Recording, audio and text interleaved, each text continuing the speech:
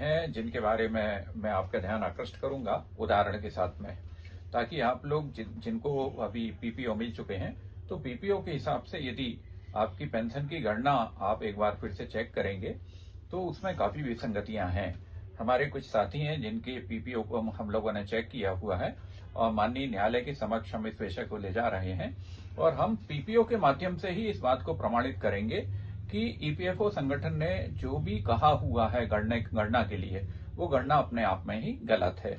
और लगभग एक हमारे सुभाष जोशी साथी हैं जिनके लिए पेंशनेबल सैलरी है 99,539 रुपए और 9,527 उनके डेज होते हैं पेंशनेबल पीरियड, और यदि 70 साल से उसको डिवाइड किया जाए 25,550 से, तो पेंशन जो बननी चाहिए वो 37,115 रुपए बननी चाहिए। लेकिन ईपीएफओ ने 28,342 रुपए गणना करके उनको पेंशन मिल रही है। इस तरह हर महीने श्री जोशी को 8,773 रुपए का नुकसान हो रहा है। इसी तरह हमारे एक और साथी हैं रेवा शंकर भारद्वाज।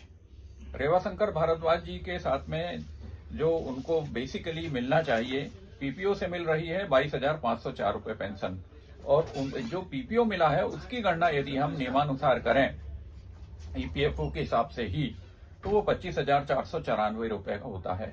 तो 2,990 रुपए श्री भारद्वाज को भी कम मिल रहे हैं।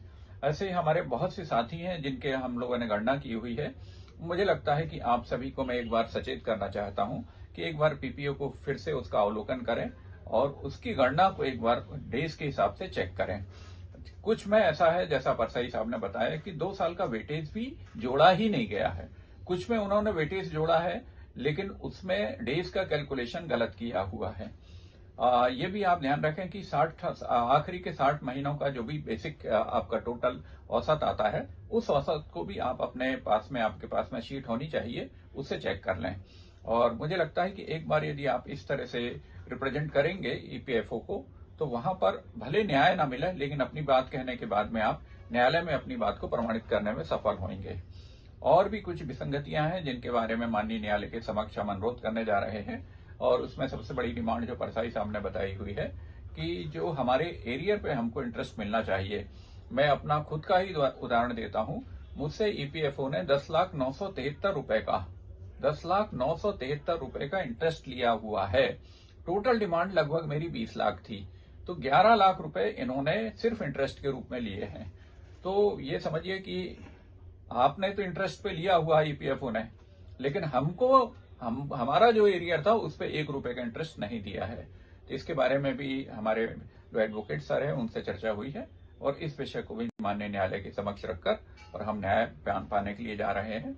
और मेरा ऐसा मानना है कि यदि प्रयास तर्क संगत किए जाएंगे तो कोई कारण नहीं कि आप सभी की पेंशन, हम सभी की पेंशन न केवल बढ़ेगी, बल्कि आपको एरियर एक बार फिर से मिलने की संभावना बनती है। इंटरेस्ट का भी पैसा मुझे लगता है कि बिल्कुल न्याय संगत हमारी मांग है, वो भी 100% पूरी होने की संभावना है। मैं बहुत ज्यादा कुछ बोलूंगा नहीं, लेकिन इस बात को मैं आश्वस्त करता हूं कि हमारे प्रयास बहुत तर्कसंगत हैं। हम चाहेंगे कि ये लड़ाई जो है जितनी जल्दी हम लोगों के पक्ष में हो, ताकि हमारे सभी साथियों के साथ में न्याय हो सके। एक और जो सर ने डिमांड की है, उसका पूरे देश में बड़ी पुरजोर मांग है कि पोर्टल का उपयोग बहुत कम लोग कर पाए थे उस समय, और बहुत से लोग इससे वंचित रह गए हैं। तो उनकी मांग को देखते हुए ईपीएफओ संगठन, भारत सरकार, लेबर मंत्रालय, ये सब मिलकर एक बार विचार करें और पोर्टल को एक बार फिर से ओपन करके, और जो वंचित लोग हैं उनको एक अवसर अवश्य दिया जाना चाहिए।